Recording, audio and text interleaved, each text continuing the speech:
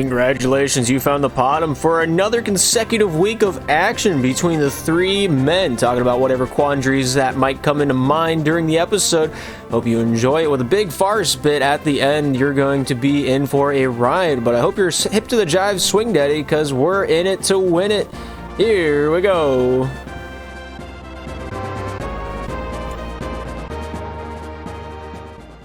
I want to make sure it's not a Discord thing that's messing up. Alright, so I pulled out my headphone and plugged it back in. Now it's working. Now it's working? Apparently. Alright, so you can hear us? So, like, do you have a response to that previous question? Did you ask me a question? Yeah. We've been waiting for your answer for like 20 minutes now.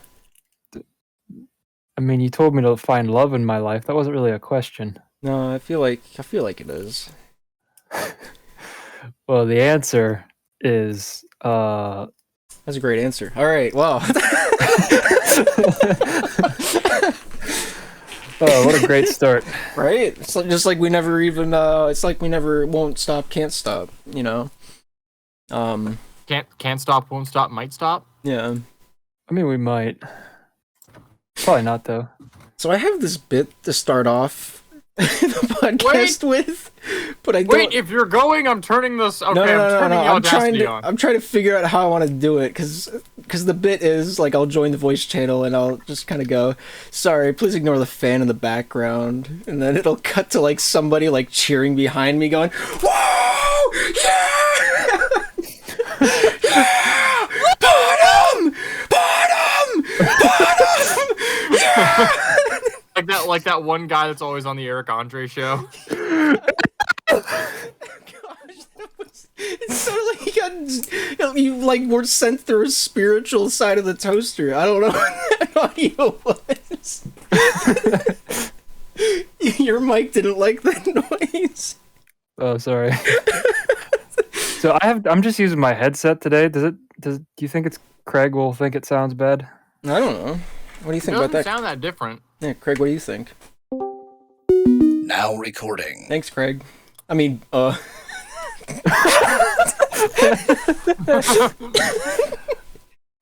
so I'm gonna talk really soft, and then I'm gonna talk normal. Then I'm gonna yell! Does that sound? yeah, it's fine. Didn't cut out. We're good. Yeah. Okay, I've started recording on my Audacity at the same time as Craig, so Alright. hopefully that'll make editing a little easier. We'll sync it up. Yeah, I don't know how to start this episode. But, you know, regardless of however I decide, or however we decide to start the episode, I think it's already started. Oh, Lord. Knowing the person editing. I might even assume that he started it while we were trying to figure out why we couldn't hear Scott earlier. Yeah, this might be like 20 minutes into the episode already. We don't know. What a good episode. Right? Hey guys, what was your favorite episode of the PoDUMB? I like the one where they were figuring out technical issues for a long time. You know, honestly, that might just be its own episode. Who's to say? People will know as they're listening to this, but we don't currently. Right. So I had assuming we haven't started, I had an idea. I was wondering, should we have a different person kind of do the intro every time, so it feels like, you know, the show is equally all of ours and not, yeah, you know, whoever pushes the record button? No, we should have all three of us do the intro at the exact same time, but no one coordinates what the intro is. All right. You mean talk over each other? So on the count of three, if you put it that way.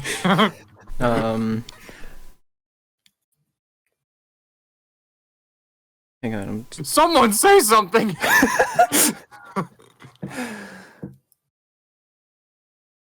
All right. Let's see how that looked on my audio readout. It didn't peak. I'm surprised. Well, I guess if we're doing Gabe's bit, he'll be doing the introductions anyway. I mean, one of you guys could we can do this later. We could figure out the intro later. It's always like post, because there's the intro and the outro and whatever. Oh, your thing with the music. Yeah. So if you guys would like send me audio, we're not putting this part in the episode. This isn't funny. If you guys send me the audio, I mean, not with that attitude. That's fair enough. It's in the episode. All right, so It's not funny. if you guys send me like audio clips of like intros or outros, I'll stick it in there with the music and all that. It won't be that hard. It's crazy that this was left in the episode. Shut up, Gabe. It is not in the episode. Now it is gonna be, just so spites me, man. Anyway, Luke. Luke. I'm here. Search out with your feelings. Oh, I forget now. Okay. So we will be able to send these episodes to more people if there's no swearing. Oh, I know. Like, you know how I had a 12-minute segment lined up for this where it was just swearing. Scott, I can't believe you just ruined the whole script. You didn't. I did it. Every swear word we all know. Fart. Well, you can't say that. We gotta send this to more people. Oh, it's listening. Yeah, it's listening. We can't say that kind of stuff. Stupid. What if Alvin's grandma heard this? You can do what you want, Luke. we might know just censor it. It'll be fine. My mom and my sister enjoy these, so Okay. Yes. Well, now I know what's at stake.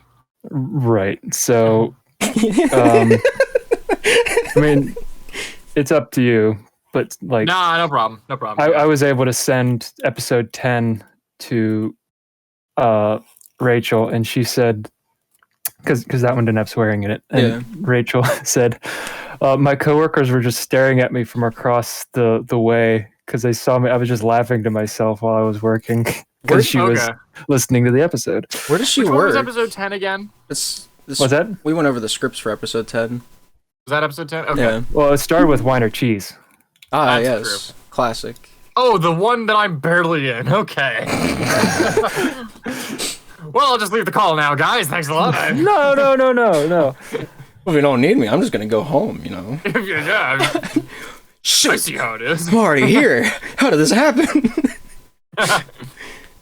All right, that's the last thing I had before we started. No All right. problem. Okay. Little do you know. Shut up, Gabe. I swear I will drive to your house if you leave this. Oh, I get to put this in the episode and see you? This seems like a win. Oh. Where does your sister work at? Like, what is this? What was the environment? You know? Do you want to include this in the episode? Because we can talk about it. Personal, like, yeah. We'll include it now.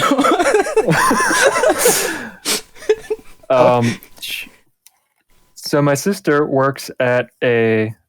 It's called. Just give me like what kind of store it is. So they grow marijuana. Yeah. No need to dox your sister. No, so they grow herbs and they not elixir. What am I thinking of? Tinctures. They make different kind of natural healing remedies and stuff like that. I mean, they can soup. They do. She's becoming a prairie woman. That's what's happening. Okay. I was going to say an alchemist, but okay. Yeah. Well. Yeah. Every other time I've described what she does before this, I've called her a witch doctor, which That's basically an alchemist, but go on. it's well, we won't get into that. Yeah. This is like the only like profession I have no idea what would be going on whilst this PoDUMB plays at her workplace. So she's watering plants. Oh. Yeah. Oh, okay. That's not that weird. No. No, it's like just normal stuff, you know. Right. It's like watering plants, you know. It's almost like watering plants when you think about it. I mean, you're more right than you are wrong, and by that definition, you're not incorrect. So, bearing that in mind, do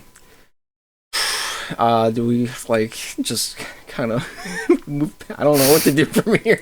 I'm not saving you from this. All right, so Luke had a few topics in mind for the just the subjects for this PoDUMB. So yeah, do we want to go right into that, or did anyone else have any? Do we have any small talk that we want to get out before we start? I had like a nice bagel for lunch. That was kind of cool.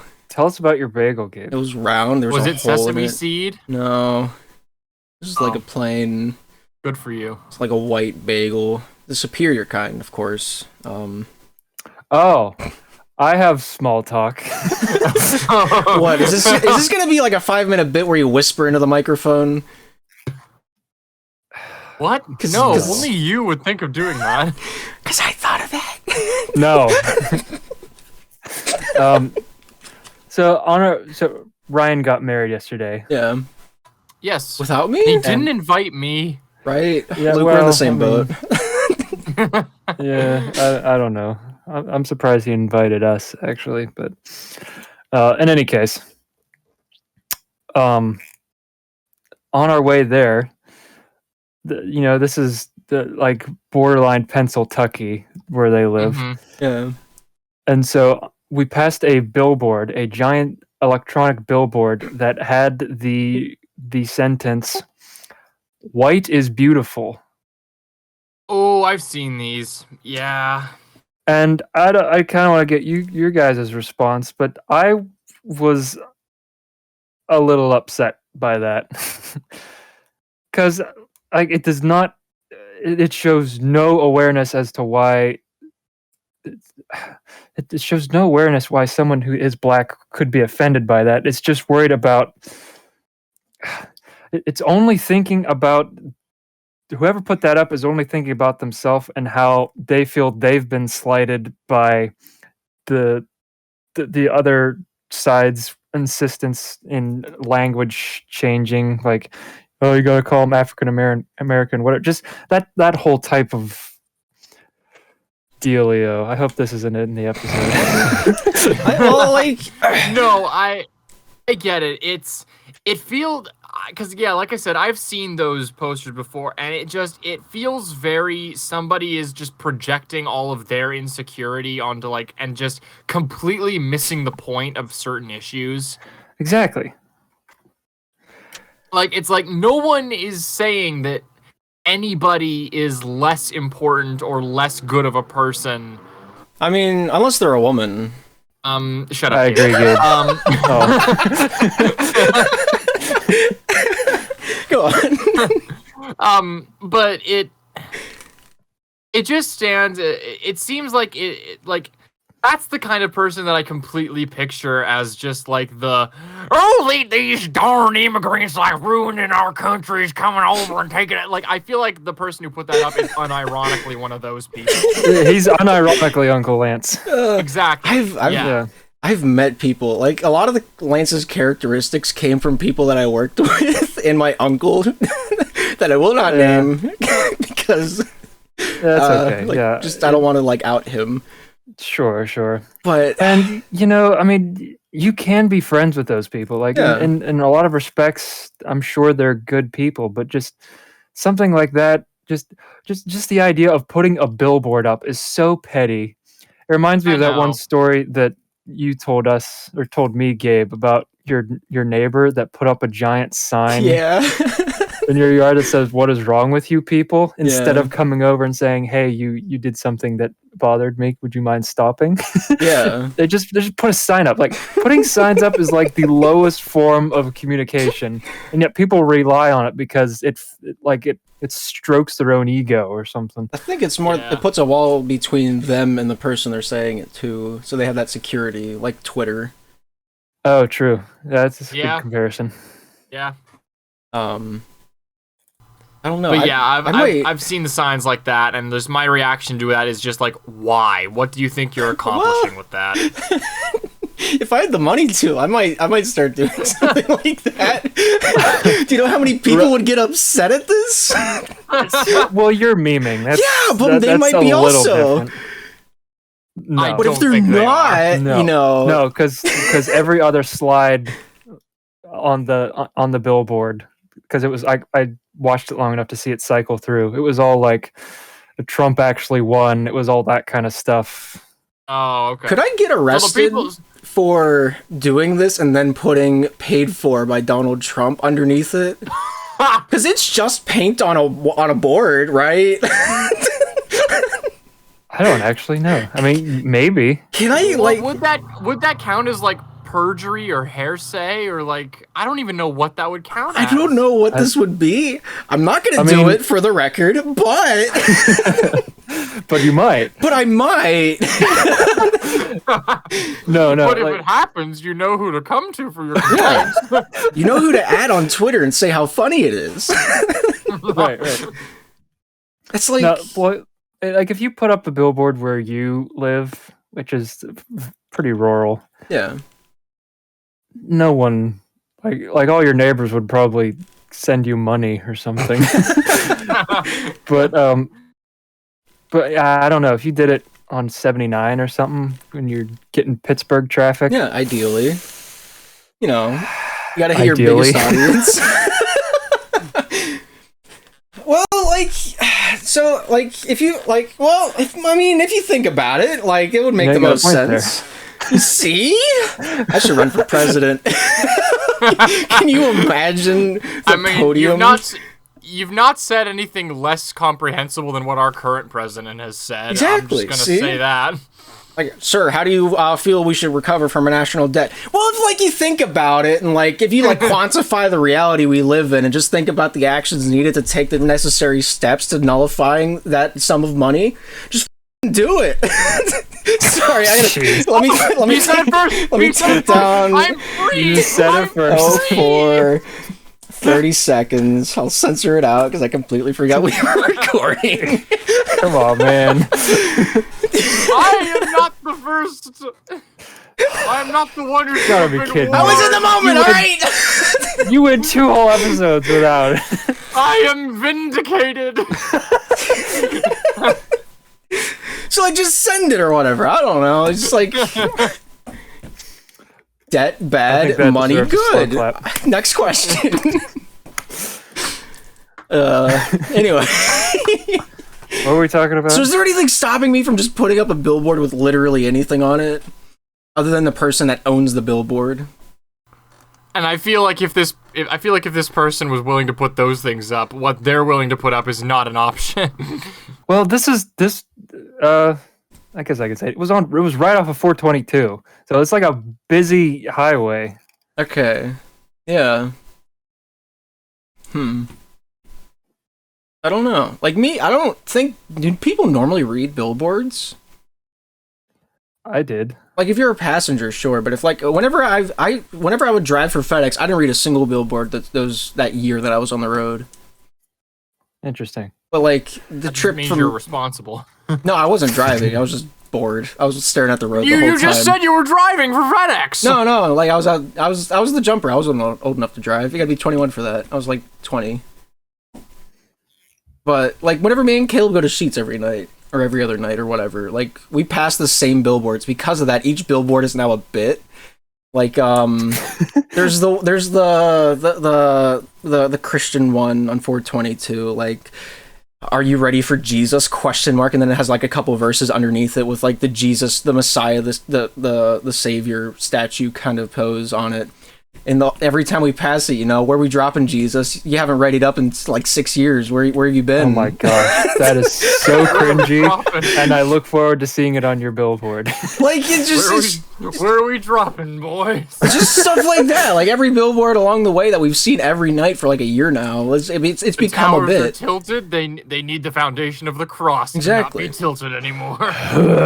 It's just slowly becoming more and more of a bit. Like I guess I can't use that as an example. Pokemon Go to church. Yeah, exactly. Like Pokemon Go to church. Like there's one meat company that has the FaZe logo. Like that's its own meme now. But like other than those billboards that we see every night that are now memes to us, like I haven't read a billboard.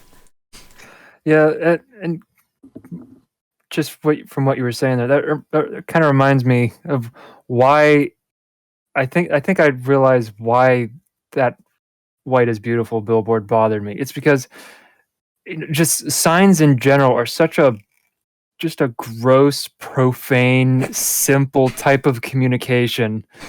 Oh, like Susan's graduating. Ooh. Even if you had, yes. just even if you had something really important and intelligent to say, putting it on a billboard immediately makes it become cheap. Like, if you wanted to tell Luke you loved him, Gabe, I'd put it on a billboard. Do you know how much money it would make me spend to say those things on a billboard? But he wouldn't have to. He tells me that every day. Like, I think that'd be awesome. That would be like a really cool way to like ask a woman to marry you. Is like take her to a location where like it's just like a secluded billboard, and like have her back turned towards it, and then like as she turns back around, she sees you on your knee, and the billboard back behind. Will you marry me? That'd be awesome to me. Yeah, but you would have to time that so perfectly. Like, imagine if you get the timing wrong, and the next frame is like an ad for a strip club or something. Well, if she sees it like prior. It's just now clicked me. But like if she sees it prior, you're like, oh, well, some loser just rented out a billboard. That's cringe. And then you go about your day. I would never want to be No, there's a video. There's an actual video of that happening. Somebody did that for their promposal. They put on these billboards like, will you go to prom with me, while he was driving by with his girlfriend, and he had paid for this, and the girl was like, oh wow, that's a really tacky way of asking somebody to prom. That sucks. And he just looks so destroyed when she says it, and she eventually realizes like, oh, you did that? Oh, I'm so sorry, babe. I'm so sorry. And it's such an oof moment. No, it's fine. It's fine. That's My literally heart. him, though. Gosh. That's literally him in the video. It's like he's just dying inside in the car, and he's just like, no, it's cool. It's fine. It's fine. Yep, it's good. my heart. We had to take out a Yeah, third mortgage for that honestly. one. It's fine. I'm only 16. I Don't even have a house. don't even have a house. Still got a mortgage. Somehow.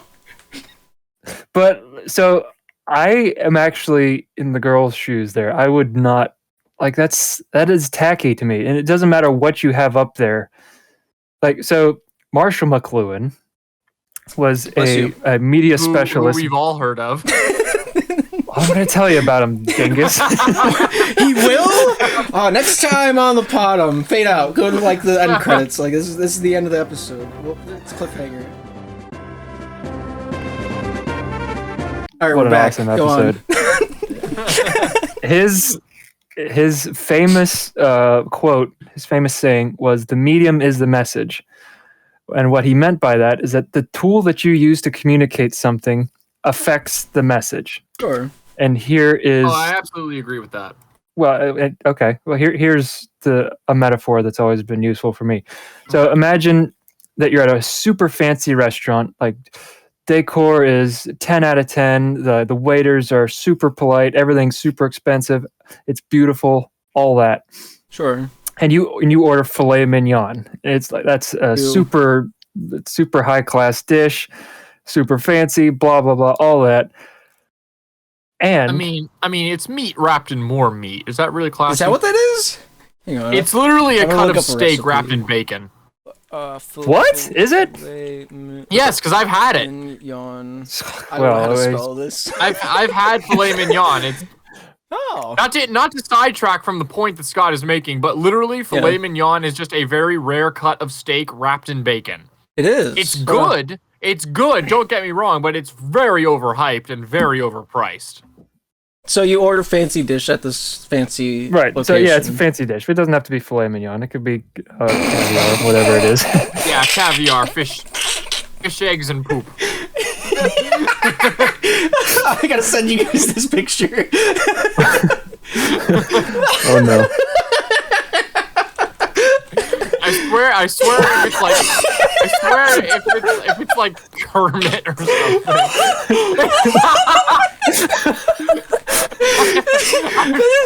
I've seen that. And I love it. I've been staring at this picture for 6 minutes now, and I couldn't figure out what it was. It kills me. So for everybody listening, he just sent us a photo of filet mignon, which is a minion from Despicable Me killed and sliced up like steak. It's on the screen. But Google it if you can't picture what I'm saying. It's hilarious. Just misspell. Yeah, just look up filet mignon. You'll find it. It's like the first one. I misspelled. I don't know how to spell mignon or filet mignon. I didn't know. I think it's like I think it's like MINGON or something. Oh, Yeah, I use something like like that. 3 Ys. I Like- don't question. It's like a French thing. Okay. Right. And as we all know, the French are wrong. Oh, obviously. I mean, their flag is a blank slate. It's like it's just white. I don't understand it. Shut up, Gabe. Anyway, go on. I mean, it's like the French. I mean, get a better. I mean, why do the French have such a bad grasp on the English language? It's horrible. yeah, the only one that they can say is baguette, and that they can't even do that sometimes. Anyway, Yeah. now that I Anyway, got so- the mini At this Yeah. restaurant, super fancy, you high order class. filet mignon. Yeah. You order filet mignon. No, you order a fancy dish, but the plate is served, or the dish is the meal is served off of a candy cane plate. Hmm? I that- mean, The medium is the message. So what the meal is served on determines how you experience the meal. I hope it's a that's- table. That's an analogy that I thought was useful for understanding medium as the message. So what? Like the plate is literally like made of candy cane? Yeah. That's disgusting. Exactly. Why would you ever eat anything on that? I mean, It's a aside metaphor. from, It's not aside real. from more candy canes. I was gonna say that. But like, You're taking my but like stuff if- now. but like imagine if you actually ate off of a plate from that. Like everything would be sticky, everything, and like if you had, God forbid, you eat meat on that, because then all the grease mixes in with the candy, and it might be good. It ruins the flavor of the candy, and then it makes the meat all sticky. I mean, it's horrible. I mean, it's like a you're salty just and making sweet. my point. I know I am, but It like, could be good though. I don't know. Like, I want to try this now. To be fair, we have not tried it. a like, candy cane plate. like, you can eat the plate afterwards. Like, it's the salty Yeah. and sweet kind of wombo combo. Serve Like, your sushi combo. on a candy cane plate. I feel like there's something untapped there. Like, what if you just had flavored plates for kids? Kids would love that. Lick your plate when you're done. They do that. Like, They I would already do do that. Yeah. I mean, in certain circumstances. Every time I go to Applebee's, I pick up the plate and I lick on it, and the first thing I think is, why doesn't this plate taste more like what I want it to taste like? Yeah, I want it to taste like green apple because it's green. It makes sense. Right. Just do it. Yeah. Come on, Applebee's. Every time I get barbecue ribs at Chili's, Yeah. I want it to taste like green apple. I don't want to. I just had barbecue ribs. Why do I want to taste more of it? Give me a different flavor. Gosh. See, the analogy I had in mind whenever he first said the medium transfers the message, or it enhances the message, whatever, I can't remember. It is the message. The medium is the message, yeah. Like, if you got an ad in a newspaper like, oh, buy one, get one free, toddlers at Kmart, and you're like, whatever. But if a brick flew through your window with a note attached to it that said, buy one, get one free, toddlers at Kmart, which one are you more likely to listen to? Wait, are What? the The children one- on sale? What are you saying? Yeah. What's there not to get? Have you never So been to child Kmart trafficking before? was your analogy. It happened on the fly. It's like wine or cheese. Speaking of which, No. Oh, wait a minute. We're not done here. gosh. Any case, my only point with that is that so billboards are meant to advertise things. That's Yeah. what the medium is for. And so if you ever wanted to put a serious message on a billboard, the medium will corrupt the message. So the fact that if the fact that Christians put gospel stuff on billboards, it makes the gospel, it takes a dump on it, in my opinion. I think it's gross. Genuinely, so I drive through over, like, I think it's Route. John, let me think about this. I think Don't it's dox us. 422. No, I'm not doxing. I went down 7th Street and got onto Maple Avenue, and it just kind of, you know the Jeffersons that live at the bottom of the hill? Yeah, their dog was out again. Oh, the Jeffersons. Classic.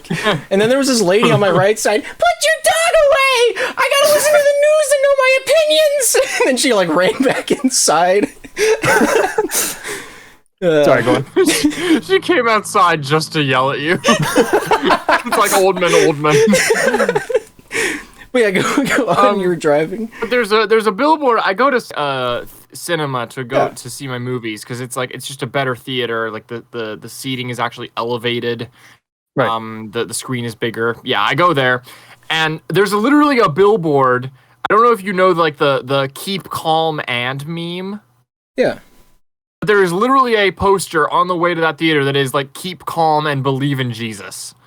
It's so cringe. It's super cringy. Honk if you love Jesus. Do you know what I'm talking about? I honestly, have you gone to South Pike? Have you gone to South Pike recent enough to remember which poster? Honestly, you probably have gone to that South Pike like 7 years ago and still know which poster I'm talking about because they have not changed it since. I think my exposure to that meme was that billboard, actually. Yeah, that would not surprise me. Like, I think the last movie I think you saw at that theater, because I think we all went as a group. I think we saw Guardians of the Galaxy 2 at that theater. Yeah. So you would have gone that way, probably. Yeah, but in any case, you think I that's... hyper-fixate on these details, so trust me, when I say you saw Guardians 2 at that theater, you saw Guardians 2 at that theater. Yes, Master. So your point was... That is such a cringy way of spurting that message that it just like I go past it and I'm like I am a Christian and I feel insecure about that fact because of this poster. Yeah, it's incredibly gross.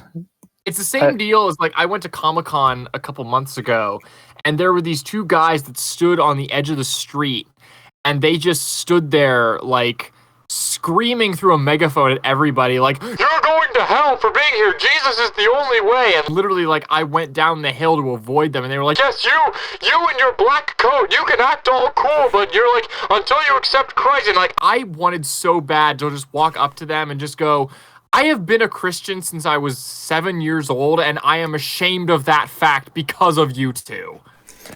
He said through the microphone, "Oh my gosh, look, it's the guy that plays Phil!" Oh no! Imagine you met Alvin down there. No, don't throw that idea. Don't give me that idea that person was a fan of Dumb. Don't even put that idea in my head. No. There's no way. I don't want to think that. I mean, I don't know. This person. This was purely like not a real Christian. This was purely somebody who like practices so that they can feel superior to everybody else. Bible thumper. Exactly. Yeah.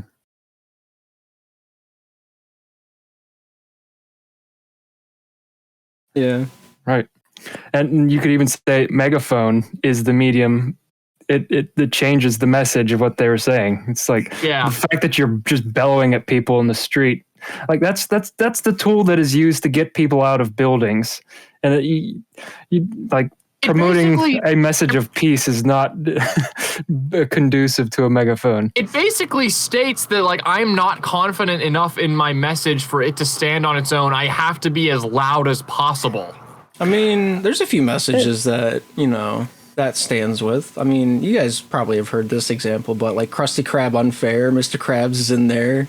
So that's one I can get behind. I stand behind that one. That's like the one exception to the rule. Yeah. Oh my gosh. Did you guys see the clip? Oh, I almost want to pull it up. Oh, is this the guy who actually held that sign at like some protest or something? I think it was a Trump. No. So I saw this American was traveling to another country. I think it was Israel, and there was a protest going on there. And there's a little bit of turmoil in Israel every once in a while. No, I haven't heard about that. So it's like this is a big deal. Whatever's going down there. Yeah. And so this one guy was just shouting a chant through a megaphone to get the crowd hyped up, and I don't know what he was saying, but it sounded like da da da da, and then the crowd would chant back the same thing. But the guy, the American, would chant along with him, saying SpongeBob SquarePants. I mean, you gotta fit in. You're a black sheep amongst white sheep. As that's probably not the best example, but I'm gonna stick to it. But you just fit in. Like if I was in the middle of like a train station and I got off like the subway or whatever, like the metro, and like there's like a protest going on. I'm in the protest. I'm one of you. I'm not gonna get shot here. At least not today. Yeah, maybe later. Yeah. That's just the way I would handle it. Yeah. I approve. Anyway, so that's our first inaugural billboard bit. Yeah.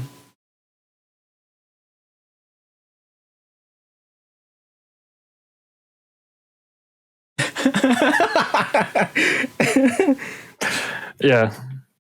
I love those. I think I've only ever seen one billboard that I still adore every time I go on vacation down to, like, I think it's Myrtle Beach. It's like West or Virginia Beach. There's billboards that there's like 3 billboards around the beach area, at least last 3 times that I've went. They never change.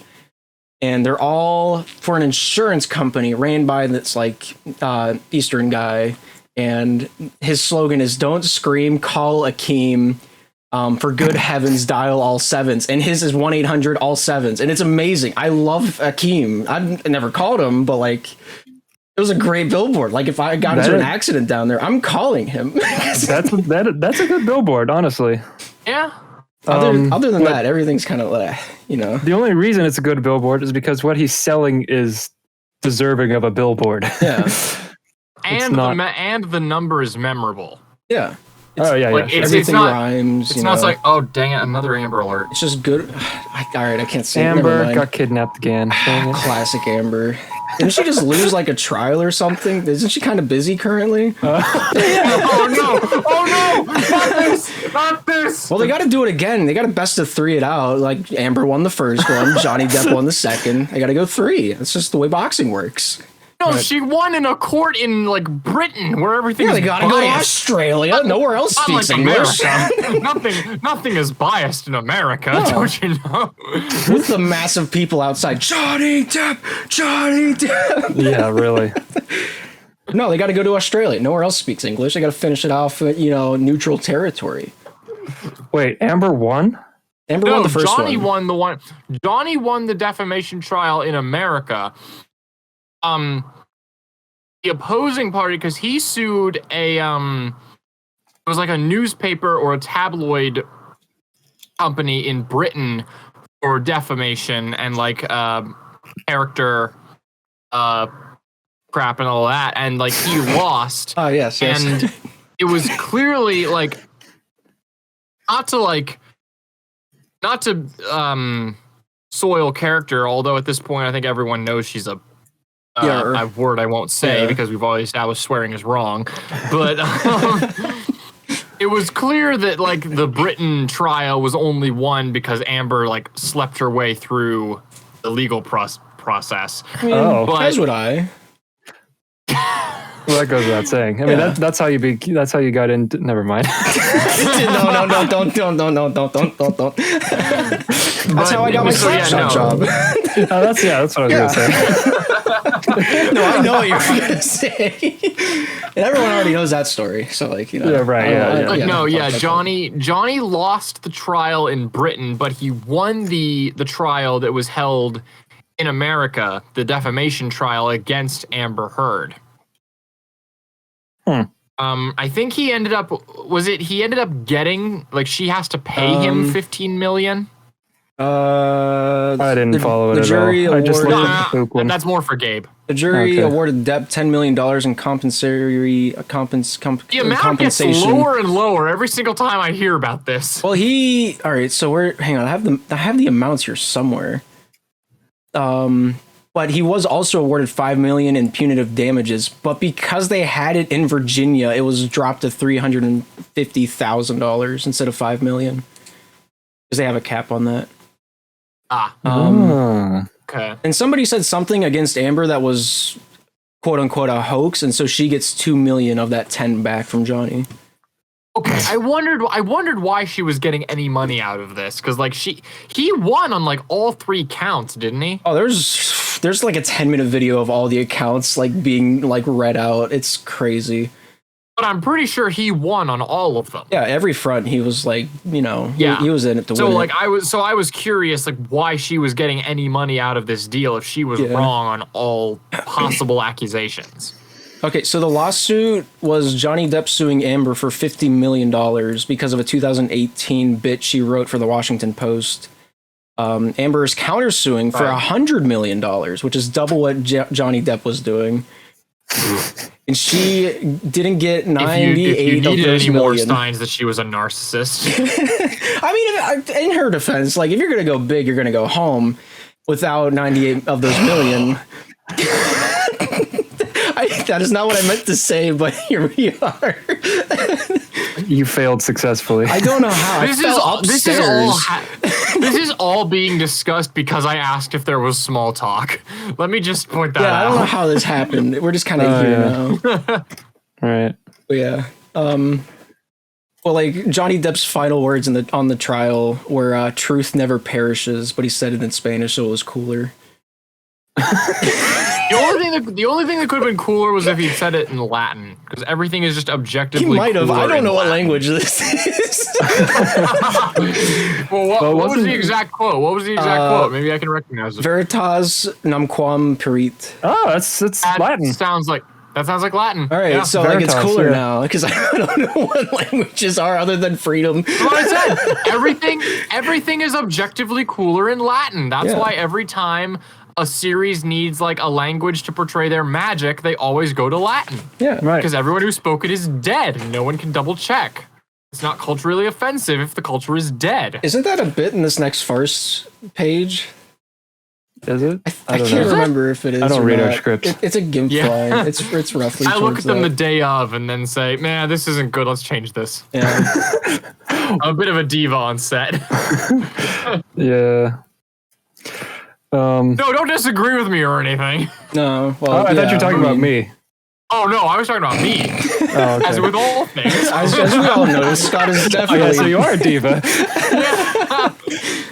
Scott is clearly the most diva out of Go all, ahead, all sue me four for of us. defamation. No one will believe you. I'll poop on your bed, man. Don't test me. I've had tacos in like the last week somewhere along the way, No. and I'll do it again because I really like tacos. Yeah. Anyway, Luke had an interesting topic for today that I thought might be fun to get into. Yes. Do you want to? If I may explain my reasoning for this topic. No. Yes, go for it. So, what, Gabe? I guess I was What? overruled. Go on. Oh no! Did you have something before we move on? No. Go on. It's not important. Was it something about Fine. tacos? Because No. I would skip that. Maybe. It's not important. Go on. I feel like it was about tacos. Don't worry about it. Okay. So, to date this, as of this recording, the third episode of the Obi-Wan Kenobi series on Disney Plus has aired. Yeah. And I've been watching it, and I am enjoying it so far. Mhm. I think it's a fine show. It has its problems here and there, but honestly, what Star Wars does not? Empire Strikes Back. You know what? Even that, like, give me time to think about it, and I would argue it has its flaws. No, every movie has flaws. Yeah, every project has flaws. But Except the stuff with I write. Kenobi, Right. Go on, Luke. Just press on.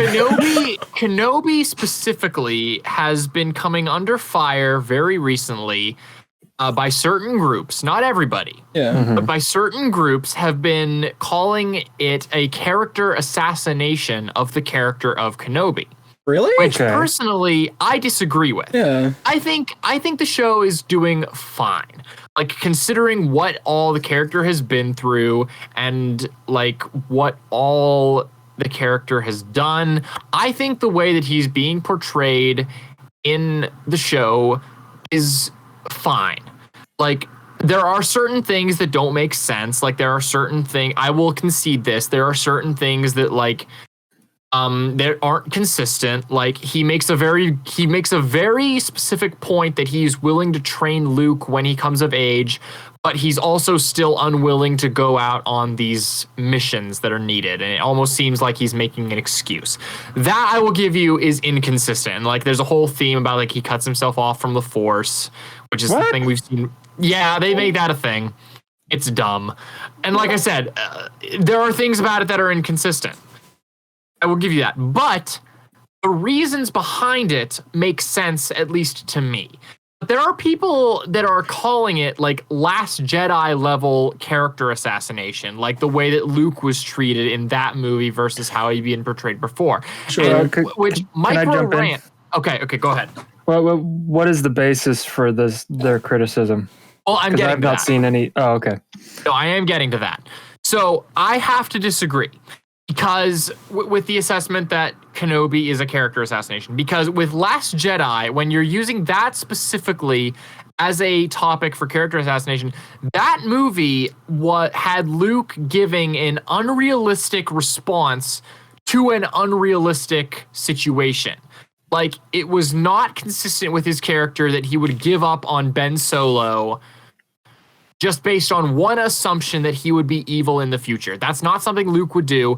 And then when you consider everything that happened because of that decision, him just giving up entirely and then secluding himself to some island. That's not something that Luke would do in response to the other thing that Luke would not have done.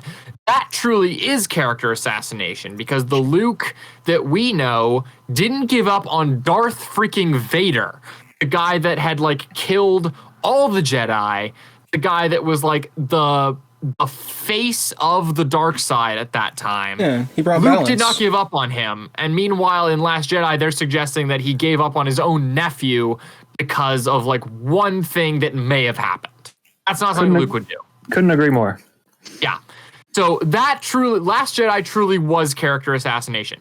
With Kenobi, you've got a character that like fought through an entire war, lost like every loved one that he ever had. Like, you've got Duchess Satine in the Clone Wars. You've got his failure of Anakin. You've got the fact that Darth Maul came back and tortured him for years. Yeah.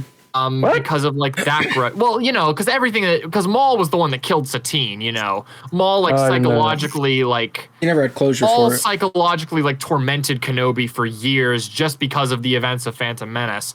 So like, you've got all of that. You've already had one enemy come back from the dead. It makes sense that after the events of Revenge of the Sith, where you've had to supposedly kill the person who was your apprentice and like, as by his own admission, his brother in spirit, who he loved, like, you not only fail, but you have to kill him.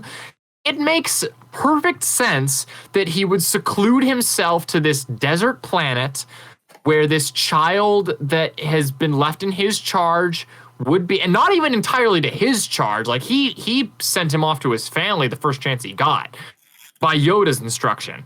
So he secluded himself to this planet, and like, the Jedi are obviously being hunted. Like, obviously this wasn't in mind with after Revenge of the Sith, but you've got the Inquisitors who are still hunting the Jedi, and like, any action you take is going to out you and get you killed. Yeah. And with all that, so it makes perfect sense that he would seclude himself and be just this average person. And even in A New Hope, we get the sense that he's just this desert hermit, right?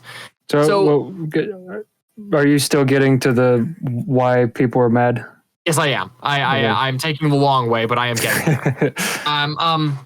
Basically, in the Kenobi show, Kenobi has been shown to be very hesitant to get involved in events. He's been shown like telling other Jedi to give up and like not try and fight the Empire, because to his knowledge, that's a logical conclusion, because like, as far as he knows, all the other Jedi are dead. Like, he knows Yoda is still alive, but other than that, he does not know if anyone else is alive, which he does find out that some others survived in episode 3, which I'll try not to get into spoilers for the Kenobi series, because it's not all done as of this recording. We're 3 episodes into a 6-episode series. Yeah. But as far as I can tell, the actions he takes in the Kenobi series are logical, because he's in a world that wants to kill him. He's surrounded just by possibly hostile environments. And so I just said I'll avoid spoilers, but I have to talk about this. In episode 3, he does come face to face with Vader. They straight up have a fight on this planet, and Vader just absolutely stomps him. just like Really? drives him into. Oh yeah, Vader. It's not even a fight. Vader is Yeah. toying with him the entire time, and the whole time, which. There's a line where Kenobi makes it very clear that he's going to act as a distraction so that Princess Leia, who is currently a main character as a child. Also 6. Yeah, no, she's 10. Is she 10? All right, still a child. She's 10. Yeah, she's a kid. She's been kidnapped in this show, and he's trying to get her home safely. And in this scenario, they're on this remote planet with a person that is supposedly promising to get them to safety. We are pretty sure that she's okay, but we also don't know for certain because she was impersonating an Imperial. Vader and the Inquisitors show up on this planet, and Kenobi says that he's going to act as a distraction. So he does. And the first thing that he does when Vader is in front of him is he doesn't ignite his lightsaber at first. He runs away. And people have been calling that like, oh, Obi-Wan's being a coward here. Like Obi-Wan would never back down. And it's like, I need to remind people that this is a Kenobi that has been detached from the Force for 10 years, has only beaten this guy in his prime by luck. I need to stress that. His win in Revenge of the Sith is purely by luck. No, How that's dare a you. strategy. Everybody, He had the high ground. Yeah. I know he had the high ground, but like Anakin has so many other alternatives he could have taken in Revenge of the could have Sith walked to win around. that fight. He could have walked around. He could have thrown lava at Kenobi. Yeah. He could have just jumped like a slightly bit in front of him instead of could have trying just- to jump over him. Could have jumped Kenobi's higher. win- he could have jumped higher. He could To have have used the the higher Force. ground. He could have pushed Kenobi away in order to, like, you know, Obi-Wan's win in Revenge of the Sith, whether or not you're an Anakin or Darth Vader fan or not, was purely by luck and by chance. And I don't feel like that's a hot take. But basically, he beat him in his prime by luck, and now he's 10 years away from the Force.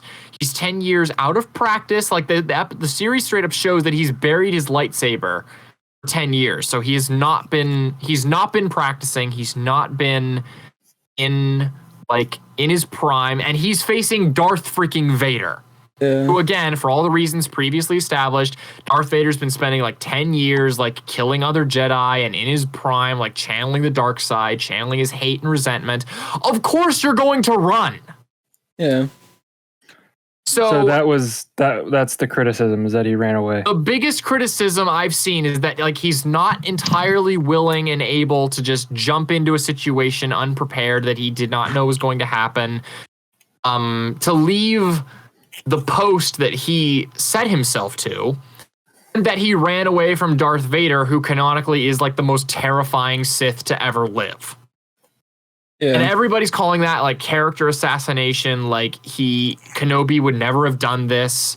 Like they're basically every person I've watched has been talking about like, oh, like Clone War. This isn't Clone Wars Kenobi. Like this isn't Obviously. prequel Kenobi. Like no version of Kenobi had ever done this. And I'm like, well, obviously it's not any of those kinds of Kenobi because he's 10 years removed, and like every cause he ever believed in was lost. Yeah. So I don't think it's character assassination. I think everything that the character's been going through makes sense, and I think the decisions he's making work because of the context they're putting in.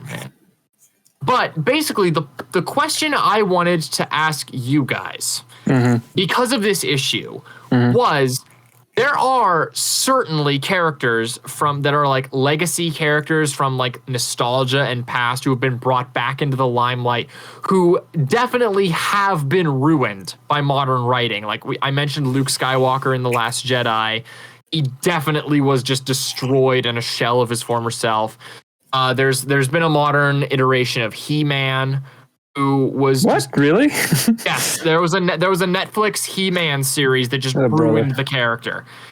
But then I mean, he's a half-nude strong man. He can't really He ruin a is my character. dream guy, and you Yeah.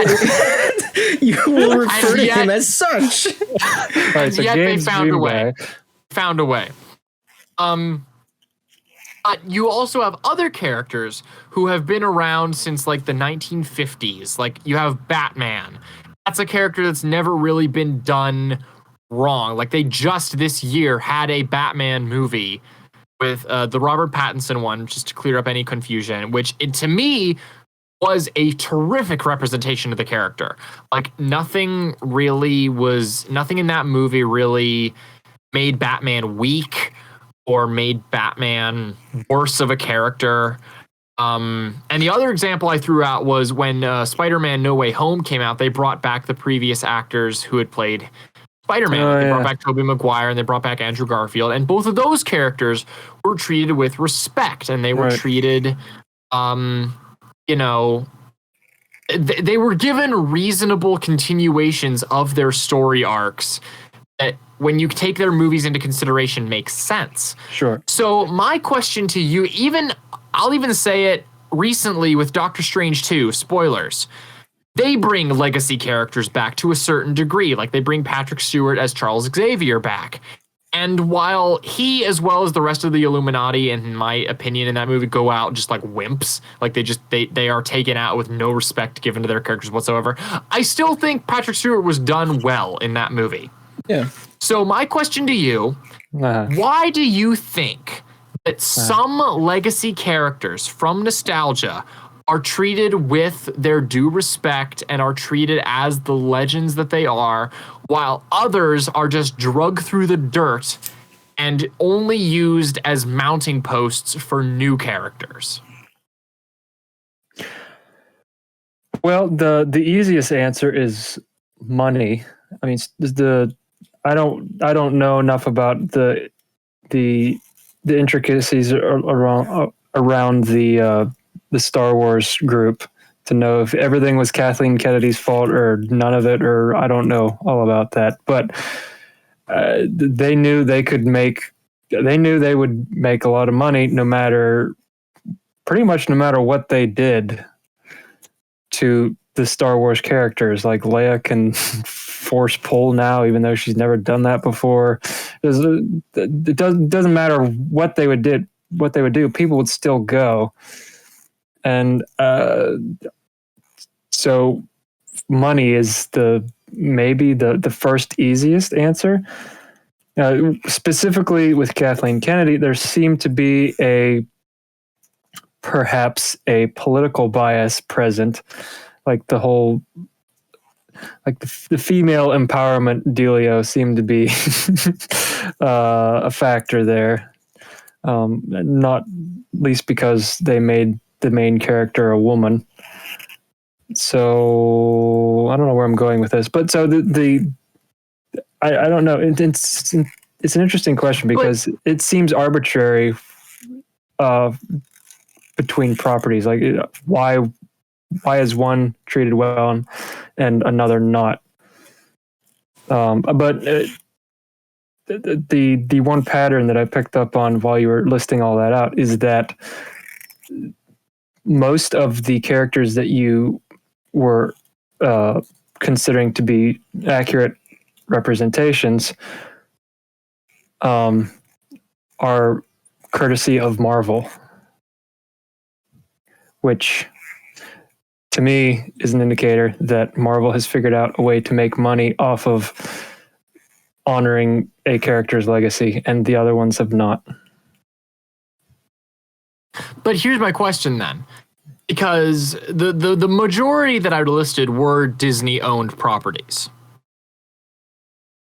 Sure, but Disney owns most of everything anyway. Sure.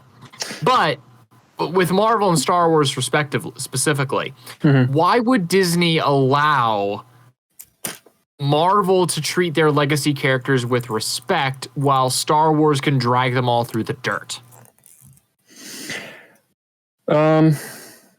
Gabe? Well, it's up to the directors and the writers to know their stuff. I assume you've seen and heard something about the Halo series, where that was blatantly a cash grab and they didn't respect any of the IPs that were on screen. What did they do? It's basically just sex scenes with action in between them, and Halo. It's Halo, and it's action strictly, and it's a video game. So I don't think Scott and maybe some of the listeners might know what Halo is. So for context, Halo is a video game franchise that the main character, Master Chief, is this like space marine. and the games are very action heavy. Like they deal with like interspatial war, and like there's a whole plot with like there are these rings called the Halos that possess this basically virus called the Flood, which just are their whole goal is to destroy all biological life. But yeah, with the show, I have heard and I have seen. I've not watched it just because it looks awful, and I never had any faith in it from the beginning. Yeah. But so one of the big things is like Master Chief never takes their helmet off. Like to this day, in terms of the games, we do not have a reference for Master Chief's face. It's like the They've Mandalorian. never taken the helmet off. What? It's like the Mandalorian. It is like the Mandalorian, except with the show, he takes his helmet off like 90% of the runtime, from what I've heard. Yeah. Uh, But that was all the directors and the writers that wanted to do And, that like, and like they- have a personal and- face to them. well, why do you And from- think they did that? Because they didn't. They came out and said they didn't read any of the books. They didn't play any of the video games. Yeah, so- from what I've heard, Halo was bad because the creators had no idea what they were working with. Because Yeah. with like Halo, the people who were working on the show they admitted they never played the games. Which isn't the best move. Yeah, you're making- when your series is a video game adaptation Yeah. or set in the world of a media that was originated from games, it's Yeah. not the best way to go. Your entire demographic expects you to know the material as well as the fans do. And if you come out and say, hey, I've never read the thing that you love the most in your life, like that could probably rub a few people the wrong way. They might have did that with Star Wars, I don't know. But like episode Well, 7, see, just no. With Star Wars, I do think, because this is my personal thoughts on the legacy character issue. I do think with Star Wars, it is openly vitriolic to the characters, because with Kathleen Really? Kennedy, to me it does. Because with What does that Kathleen big Kennedy, word mean? Hang on. vitriolic, Yeah. she openly hates the characters. Oh, yeah, I'd agree with that. Because with Kathleen Kennedy, you really don't have an excuse, because she's been working with Lucasfilm and George Lucas and Steven Spielberg. She's been working with all these people who have been integral to the creation of this universe basically since the beginning. Like, she's been an active producer, and like she's been in on a lot of like the groundwork for these series from pretty much the start. Like, she produced a lot of the movies that you know of. Like, I think she produced the last Airbender movie. So I don't know if that speaks to How did she anything. get this job? I don't know. According to Spielberg, she was good at delivering coffee, and that was it. As all women should be. No, stop. Anyway. But basically, like, and then you put her in control of the company, and all of a sudden you see these characters from like the past like suddenly getting ruined, like Han Solo being this character that like abandons the rebellion after they win the Battle of Yavin. Luke Skywalker is this like upset old man who like who like gave up hope on his own nephew. Is like, it's very clear there's a bias and like a general hate toward the characters. And then you get like stuff like, obviously people are saying that the Kenobi series is that. I don't think it's to the same level as The Last Jedi. I definitely think there are some things inconsistent, but I don't think it's as much Kennedy's fault as Last Jedi. Like, that I very much believe was entirely her projecting like, oh, we have to tear down this character. Yeah. So I looked it up. Yeah. Just real quick. The first, according to this quick Google search, the first movie that she produced was Back to the Future. What? Yep. Are you sure? Which is, according to this, because I got guess that's Gremlins. Oh wait, no, there's two. Yeah, you're right. Oh, no, Gremlins was 84. Why is this must not be in order. She also was an associate producer for the Raiders of the Lost Ark, which was 81. Yeah, there's some big movies on here. Hook. Twilight? Yeah, no, she's a good What? Really? No. Oh, okay. Well, Schindler's Oh, yeah. List, Gremlins. Gremlins She's a 2. good producer. That's the thing. She is a good producer. I don't want to make any Yeah. I don't want it to seem like I'm only saying all this because oh, Kathleen Kennedy, that's the person that's popular to hate right now. No. She is good at the job that she had. It's just when you put her in charge of Star Wars, something that she very clearly has a bias against a lot of the characters, it doesn't work. Yeah. It seems like she That clashes heads with seems the logical. directors a lot of the time. So like her vision for the movie and their vision for the movie don't really align, and that's why I think Abrams got dropped from 7 to 8 and Johnson was brought on, and then 8 happened and then everybody hated it. And then she's like, Yeah. all right, Well, maybe she's we'll let even- Abrams do 9. Let's see what happens. Well, Yeah, that worked. she's even admitted like her own kids hate the decisions she's made Yeah. as far as Star Which Wars. doesn't make any sense. Why not listen to your kids? Because they're obviously the fans of the franchise. At least a little bit, you know? That's very brave of her to admit that her kids did that. Yeah, really. Hey, she's 69 years old. Nice. Nice. Man, many responses went into my head. But then that also brings into account like so far we're kind of chalking this up to respect of the characters. Am I reading that wrong? Yeah. No. Correct. Well, I guess. Okay. Could you elaborate? Yeah. Also, so we said, so Disney controls a lot of these companies. Like, Disney controls Marvel, at least the movie branch, and Disney controls Star Wars. But they let one keep their legacy characters as popular and as good as they were, but they let one kind of stomp all over it. So it kind of boils down to what each, like, you've got Kevin Feige in charge of Marvel and you've got Kathleen Kennedy in charge of Star Wars. One is very definitely a fan of the universe that he's building. So like because Kevin Feige has said he's a fan of the Marvel comics, he's a fan of the universe.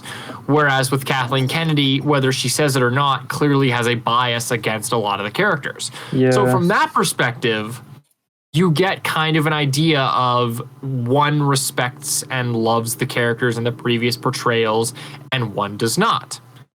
Yeah. So that's kind of the line we're drawing, is whether or not the people in charge like the characters is kind of what the reason is. That sounds logical. Now, I bring it back to Batman because I mentioned the recent 2022 The Batman movie starring Robert Pattinson. Yes. Warner Brothers is horrible.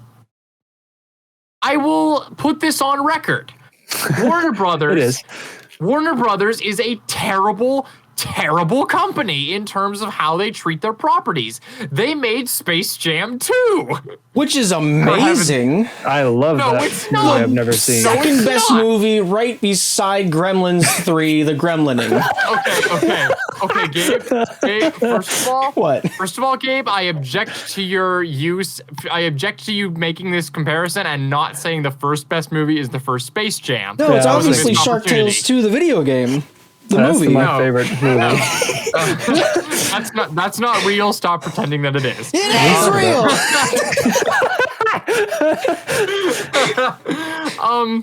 But Warner Brothers, like, they clearly showed a bias with the Depp Heard thing because they fired Johnny Depp but kept Amber Heard Oh, that means for Aquaman 2, and they fired him for the Fantastic Beasts franchise. So they clearly were willing to take a side, a very biased side that was very much wrong. I mean, No. No, like- Don't play devil's advocate No, for this. I'm Even not, the devil I'm not, wouldn't. I'm not. Even the devil wouldn't advocate this. well, like, all right, if you're you're owner of the company and like somebody like, oh, this guy has like, you know, allegations against him that could put us in a bad lighting if they are true, you know. Do we But want to she just also had allegations against her at the time because he was clapping back. So you can't say only one of them. You can't say only one of them was potentially guilty because both of them were potentially guilty at the time, but they only fired one of them.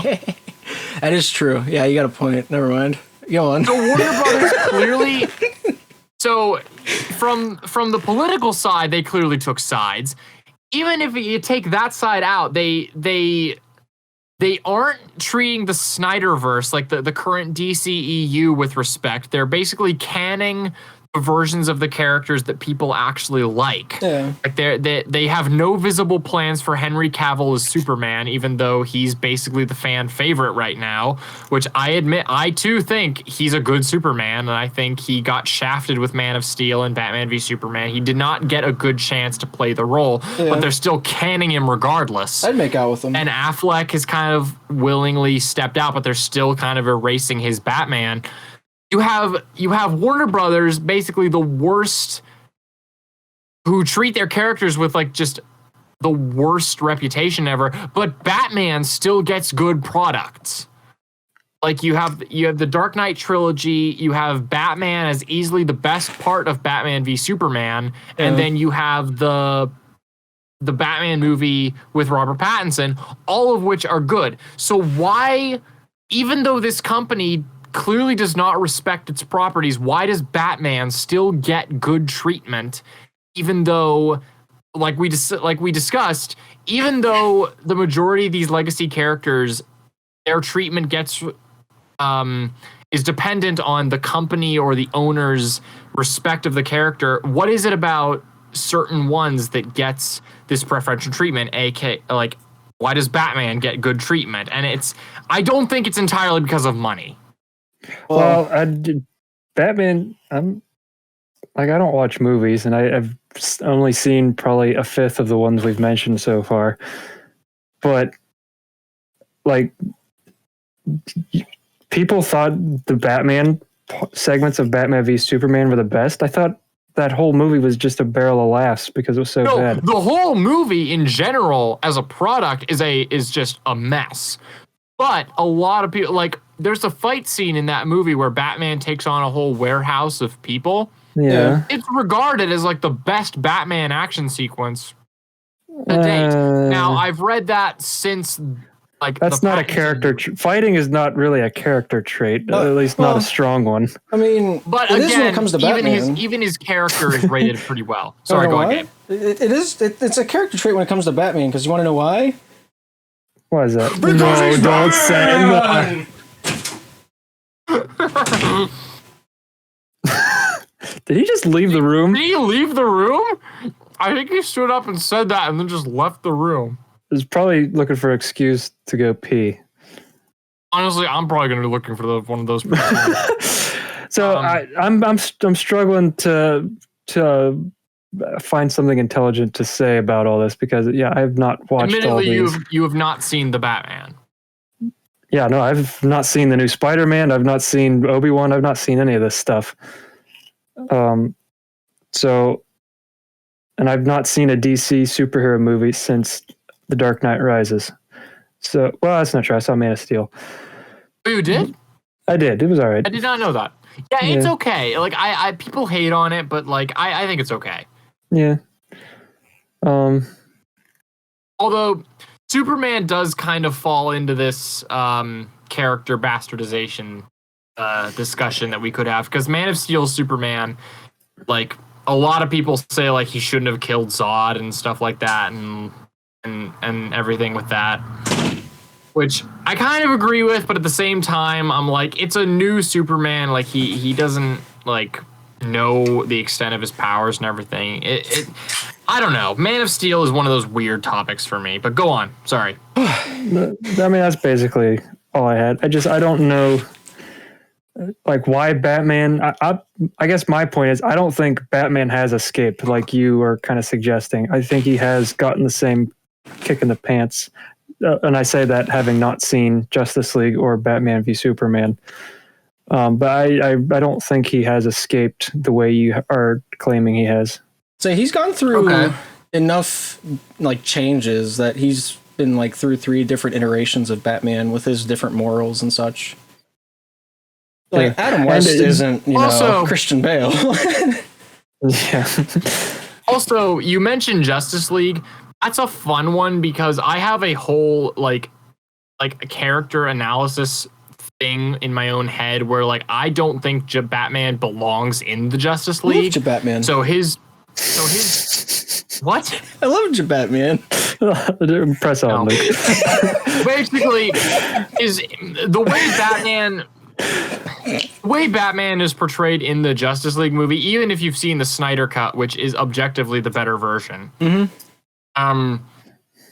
Batman is very much a minimal part in that movie, which, again, like I said, I don't think Batman should be a member of the Justice League, no matter what universe you're in. Like, even if you're looking at the Bruce Timm universe, like the Batman, the animated series universe, Superman, the animated series universe, Justice League Unlimited, all that. I don't think Batman belongs in that team. That's a whole other thing. I honestly keep meaning to make an editorial video on that on my own channel where I discuss that. But Batman being treated like as less of a member in that movie is less of a character assassination thing to me, as much as it is the character just has no place in that environment. I mean, I can't comment on that because I haven't seen it. Yeah, no. Yeah. I mean, it's just all going to come down to, one of two options. Which are? One being a solid variety, one being a liquid.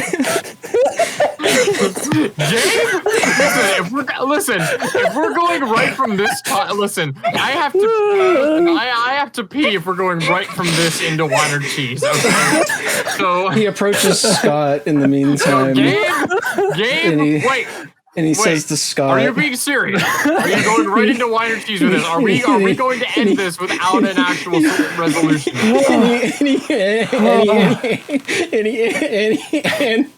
Gosh, and he says to Scott, "Are you hungry or thirsty, Scott?" Okay, I'm gonna go pee while you two talk about this. You talk about whatever you want. You two can continue talking about the legacy character thing, or you can talk about wine or cheese or whatever. All right, go pee. I'll be right back. Go pee. I already took my bathroom break. So, Luke, am I right?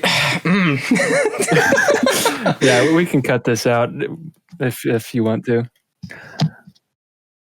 I guess the point of mine, I was basically going to say, yeah, to me, the whole legacy character thing does depend on who is in charge and who is a fan of the original product. And is also part of the creation process. Yeah, and that dictates who's treated with respect and who is drugged through the gutter. Like, you're not going to read a book and hate it and then be like, oh, we're going to make this a movie. I'm going to be on the board. Because you're not going to get to know the material if you already know you don't enjoy it. That's probably true, yeah. Yeah. So the way you laid everything out, that seems logical. So I haven't thought about movies in years, so I can't really I can't really add to that discussion. To the hit Fergie. I don't know anything about Fergie, Gabe. Well, you see, all the boys they gather around, always looking up and down, looking at things of various varieties. All I know about her is like the pee picture or whatever. What? Alvin will appreciate the amount of lengths that I went to keep the lyrics intact. The what? Hang on, go back. What did you say? You said something about a pee picture. What? You mean I'm a bee? I'm a bee. I'm a bee. I don't know. The Game Grumps were talking about. They were talking about this one picture where she had crotch sweat or something. I have no recollection of her pants. There's just this massive wet stain. Yeah, I mean it happens. All right, you don't have to bring it up. Well, gosh, this was a safe space. So tell me what you guys want. What you really, really want. Tell you what I want? What I really want? If you want to be my lover, what do I have to do anything? Filet mignon. Boy. Gosh, we covered some ground in this episode. really did. I don't know if that's a good thing or not, because now that image is going to be burned into my retinas. Oh my god! Okay, so what did we read for? Had we read last? We're up to Drewville. Oh yes, Drewville. Which is page. Which we may have to rewrite. We may have to rewrite just because we don't know how available Drew would be.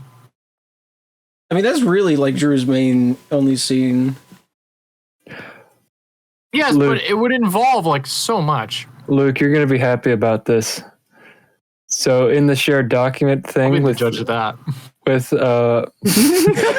Google, you're the anonymous grizzly. You're very oh yeah, because I'm not signed in. In yeah. All right. Where are we? So we do transition read to the farm and then go bit. in. But yeah, because we had read the George Bush bit, which Scott hated. Yeah. Hate's a strong word, but you are correct. I hated it. Sorry, I think it's funny. I think it's just the absurdist type of humor. No, it is funny. It's just I think it's the wrong story to tell it in. Well, I mean, what other version of the story do you think George Bush would emerge being a Bush himself and giving back Gimp's rock? Like a college humor sketch, not one of ours. Yeah, but the billboard's right. Why not wear it? Shut up, man. All right, so we just finished the George Bush bit. Yeah, I don't... yeah. So we're starting at transition 2? Yeah, which is a dark... you're the narrator. My bad. Yeah, all right. So fade in. There's a dark room with a cloaked figure looming... Wait, we did this one. Yeah, do it again. It'll set the premise. We didn't. Okay, with a cloaked figure looming over a crystal ball, lightly cackling to himself. Now what? Shut up. It's not a literal minion. This character is labeled Minion number 1, which I believe Gabe played last time. Yeah, but I mean, if Luke wants to be the literal minion... No, go for it. I don't care. Now what is it, your terrible frivolousness? The wizard during the minion's sentence widens his eyes. After he finishes his line, he whips the hood off, swings his head over his shoulder to make eye contact with the minion. I've poisoned the water supply, so everyone genetically became the same person. Crossfade to the map overview with loot in the background. Traveled on yonder to fulfill the king's wishes, even though they had the attention span of fishes. We transition to the exterior of Drewville. This is the entrance to the village. Phil, Isaac, and Gimp walk up to the entrance of the village and pass a sign that says, Drewville, population 120, which is crossed out, 80 crossed out, and then the words, after the plague, who knows. Cut to the 3 approaching the village. Suddenly, Drew with a top hat appears. Ah, soldiers, welcome to our humble home. We don't see too many travelers about these parts. Would you like a tour to see our many venues? Well, actually, we're on a quest. Great, right this way. The village elder turns and starts walking away.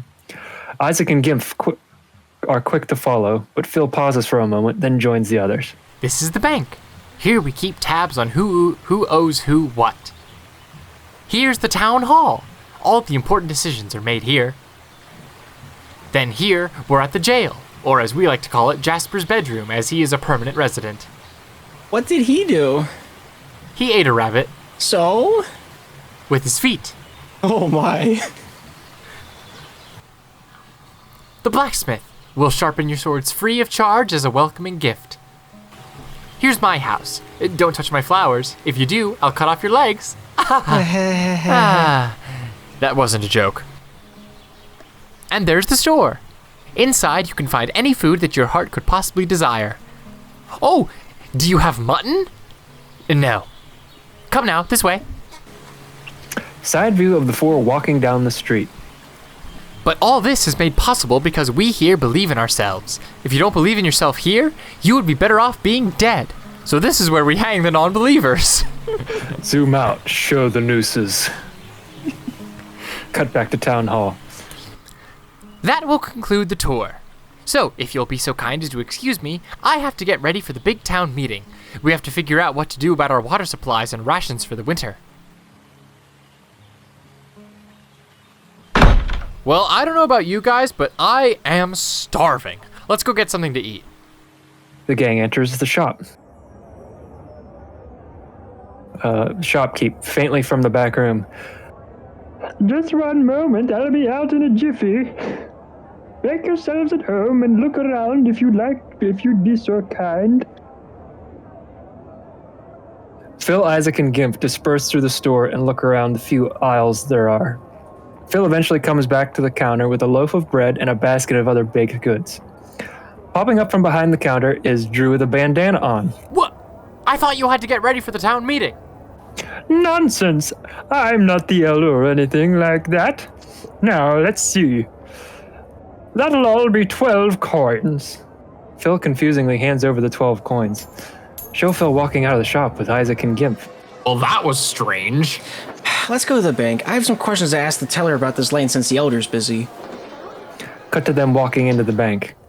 Isaac rings the bell. 12 stitches. After a beat, Drew with a fedora on pops up behind the counter. Phil pushes Isaac off to the side. All right, listen here. I know something is up. You're the elder, the shopkeep, and the banker. Next thing, what? You're Jasper too? Cut to Drew in the cell as Jasper.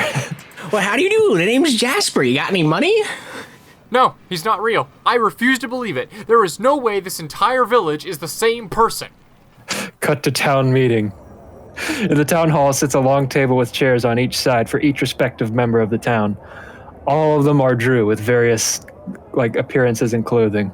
I can't believe this entire village is the same person. It's like Barbie.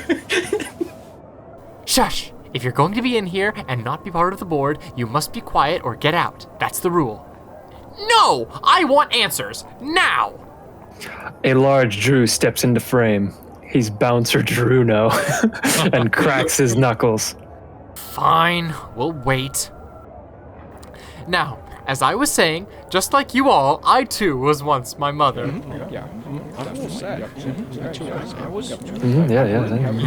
Fade to black. Do we want... All right, so there's two lines to go down. Either we cut to the end of the town meeting or we sit through the town meeting.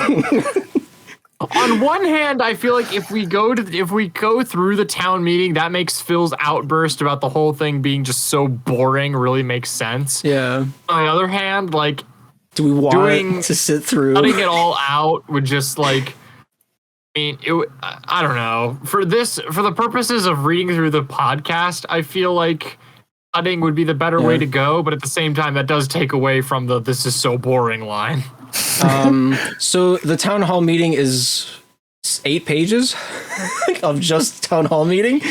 It's 8 pages of just town hall meeting. I feel like that wouldn't translate to audio well. Because none of it is funny. It's all it's just logistics. It's all legitimate town. Well, the part that would make it funny is intercutting pictures or shots of Phil and the guys getting bored. Yeah, maybe Gimp starts sleep. If we cut it into an episode, we could make it funny. But in terms of just reading it over a podcast, there's no way to make this funny. No. I kind of agree. So just let us know if you want us to make this into its own bit. Only this scene. This is the only one we'll do. Let us know in the comments if you unironically want a full writer's cut of the village council scene. That being said, if you're listening on Spotify, it's on YouTube. Go comment on the YouTube video because that's the only place we'll actually look, and that's the only place you can comment. Why doesn't Spotify have comments? I don't know. So fades out after the village elder says that, and it comes back on page 28. And now that is dealt with, how about we move on to the topic of the House of Actaeon? Will you all need new equipment for the hunts this winter? Suddenly a chair flies into frame. We pan over to see Phil standing there, furious. This is the most boring thing I have ever been a part of, and I had to sit through Isaac's quilting circles. Enough of this! I want answers now! Bouncer Druno cracks his knuckles. The gang gets thrown out to the entrance of the village. And no come back, says Bouncer Drew. And he stomps his way back into the town hall. You just had to go and run your mouth. We could have just waited for them to be done, you know. Are you kidding? That was politics. What we just sat through was just the opening act. You should be thanking me that I put a stop to it before it devolved into a public forum. Fade out. This will, like, after this will be, like, I didn't write this, but essentially they're just walking through the forest for a few shots. And then, you know, they come to a clearing from the forest into a clearing of a field. And then that's where this next scene picks up. Isaac has a sense of foreboding about this field, but Phil ignores him, and he picks his foot up to step into the field, but before he can, the skies turn dark, thunder rolls menacingly, lightning begins to strike in the distance and slowly approaches the gang, strike by strike. The final strike lands right in front of the camera and blinds it. Cut to a wide shot of them standing in awe of the slithering path of lightning. The bolts suddenly increase in intensity until they all explode, throwing the gang on their backs. When the smoke cleared, the wizard, in all his terrible silliness, is standing and smiling ominously before our three heroes. Wait. You're the wizard. Well, yeah, but Wait. this is the end of the scene. What happens in between? I doubt we ever wrote it because I think what I remember about the first encounter with the wizard was being this like major like screwing with their minds type thing. Like I remember a shot of a hang on. Yeah. Never mind. What I was about to describe comes next. I don't think we ever actually wrote out the first confrontation with the wizard. Yeah, I didn't touch like anything that you wrote because I kind of wanted to keep that the same-ish if I didn't need to change it. So there was supposed to be like a few interactions between Phil and the Wizard of Chaos before this happens, but we didn't figure out what it was. Okay, yeah, it was just so the inspiration for this character was, at least from my perspective, is that I was trying to imagine what if the Robin Williams genie was evil, and so all his like, you know, his ability to just manifest things whenever he wants and all his power he was using for mischief and evil instead of mischief and good, let's say. And so, in all his terrible silliness, the wizard is standing and smiling ominously before our three heroes.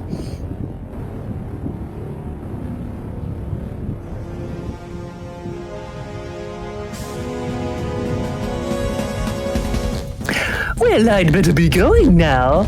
Better be getting back to having fun with the princess, if you know what I mean. Wink, wink. I didn't wink, I just said the word wink, and just a word of advice. You three kids may want to go back to the castle where you'll be safe. You never know what kind of pointy hat wearing monster you'll run into out here. Blue Skidoo, we can too. He Blue's Clues out of sight.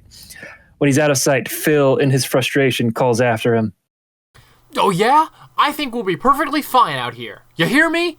We're gonna rescue the princess, and there's nothing you can do to stop us. We're stronger than you, wizard. Stupid. Silence falls for a moment. Phil turns back to the path, sulking. In the distance, we see a boulder silently fly out of the woods, headed straight for the gang. It lands right behind them with a crash and begins sucking the earth down into the hole. The gang has to sprint from it just so they don't fall in. They get tripped up, and just before they fall in, it stops, and there stands the wizard face to face with Phil. The wizard grabs Phil's shirt. Please don't do that. Don't, Scott. What? Remove the microphone from your third stomach, please. God. Sorry, I wanted that to be impactful. It was, but not for the right reasons. Sorry. It impacted my eardrums. Well, if I didn't have sensory overload before, I certainly would now. Sorry, I didn't think that would happen. Was the microphone inside of your mouth by chance? Pretty much. Okay, just don't do that. It's just like. All right, I won't do that again. Be cool, please. Scott, you cool?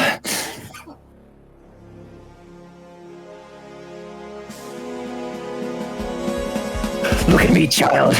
I have tickled the 7 moons with a feather from the mightiest chicken. I have licked the toes of 1,000 hermit crabs. I've stood atop the mountain between time and space with blood on my brow and peered down into blackness. So don't taunt me, boy. Don't fool with things you can't understand. I've been at every birthplace and every deathbed. I've seen everything that can be seen, heard everything that can be heard. I know all, except for one thing. There's one thing I don't know. What's that? What's 3 minus 1? What? You heard me. What's 3 minus 1? It's 2? The wizard zaps Gimp and incinerates him. Smart boy, that one.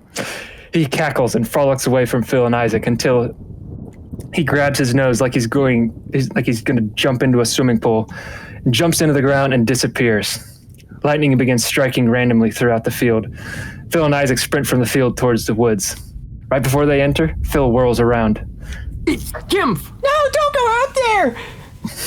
Phil starts to run back out into the field, but after a few steps, a lightning bolt lands right in front of Phil, blinding the camera. And that's where we should end for today. Do you have any final thoughts? Oh, do I have any final thoughts? Yeah. Okay, so you know how we call it like the moon? Yeah. Yeah. So do you think the moon is part of like a larger body and what we see every night is like just its butt? Yeah. That's why we call it that. Are all of your outros going to be like astrologically related or astronomically? Oh, look, I just remembered what my previous one was related to that one, okay? The next episode is going to be titled The Moon. Listen, these keep catching me by surprise somehow. Even though I know they're coming, they keep surprising me. So No, I think it's funnier that way. Think of all the astrology girls we'll get now because it talks about they'll think it talks about space that we talk about doing the recording. All right, that looks like all the more time we have this week. Tune in next week for even more PoDUMB action where these 3 men will figure out what journeys they might encounter in the meantime. But until then, swing on, swing mama? Yeah, swing on, swing mama.